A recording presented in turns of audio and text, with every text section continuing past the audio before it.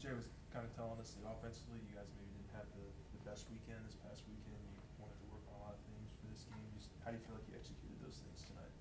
They were better. I think the test will obviously be with more fans, better environment, et cetera. But I think we still haven't played our best, and that's funny to say coming down the stretch. But I think that with the talent we have, when those goals line up and we execute, I think really special things are going to happen. What do you think has been the biggest difference in the pitching staff over the last few weeks? Just the emphasis on them being the attacker, not vice versa. Because for a hitter, if it's just strike after strike after strike and there's so much pressure, you start to feel it as a team, you start to feel it as an individual. So I think when guys are going in and filling it up pitch to pitch, and then the guy after them does the same thing, I think the other team starts to feel that. And I guess coincidentally, before today, last 6 games, Alex started at catcher. Mm-hmm. Do you think having him back there helped out at all when it comes to just how the guys were feeling? Yeah, well, you got to think back to the 21 season. He caught every day for that entire staff, and they were 2 games away. I say they because I was at home in a sling, but it obviously helps to have that veteran presence and leadership, and I love to see him succeed, so I hope he keeps it going. How does he sort of, I guess, keep pitchers at ease mentally? Just presence, I think. I think a pitcher can feel it. And this isn't to say Brady doesn't do it. That's not what that's getting at. But I think he's been in the position that we're in right now. I think that's what sticks out to me the most because he had to do it every day. There was no option. I was hurt. The other guy we had was hurt. So it all boiled down to him sticking it out and being the dirtbag he is behind the plate. So I love watching him play, and that'll never change.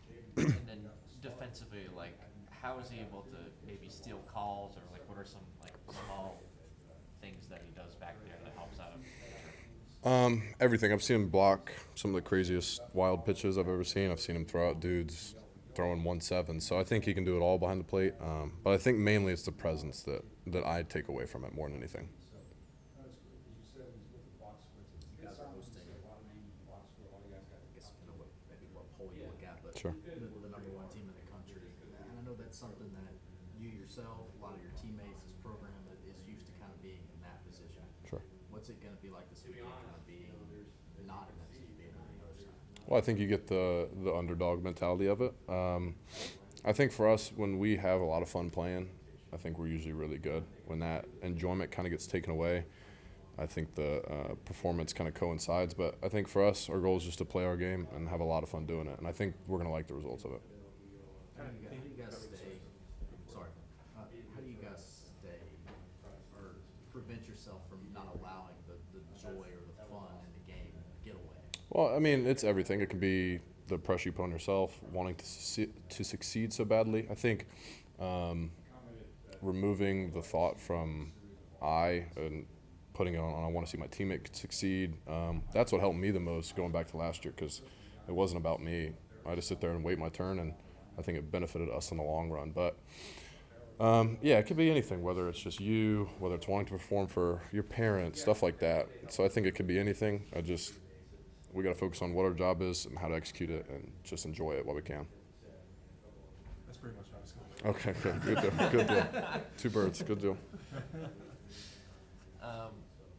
What do you think has allowed Ashton Larson to be as consistent as he is at the plate? The at-bats are very veteran-like. I've seen some at-bats that have really impressed me, like in Missouri. What was it, the Friday? He was hitting in front of me, I believe. It was, Bear, him, then me, and both of them got on for all 4 of my at-bats. So I think just being able to move the offense, take free bags when he gets it, and then he barrels the ball consistently. I think that's what you want to see out of a young player. Not a lot of swing and miss, a lot of barrels, and he enjoys it. Yeah, he shows you he enjoys it. And does it remind you at all of Duplantis in terms of the consistency? I wasn't here that long. I didn't get to play with – no. Oh, I thought you No. No. That was my bad. No, you're good. You're good. I got to watch Twan, but I don't know. I didn't get to see enough of Antoine to really comp it. But damn, Glenn. Damn. You were here with Duplantis. Goodness. Don't mean to age you, man. Sorry. Yeah, it's all right. It's all right. Well, when you see those, I guess now Ashton's become an everyday player. Sure. Steven's been an everyday player several weeks now, but when you think back to yourself, Mhm. when you were in their position, like, Yeah. how do you compare and contrast kind of how you've seen them? Well, I don't think I was never in their position because I didn't have the mentality at the time to ride the wave like they've continued to do. I got to start opening night my freshman year, and that was about it. So I think they're in a different spot, but they've also handled it with more grace than I think I would have. I just wasn't able to handle failure to that extent. That took me a long time to kind of piece together. But no, I think they've handled it better than I did at that age. So it's cool to see, and they're both really talented.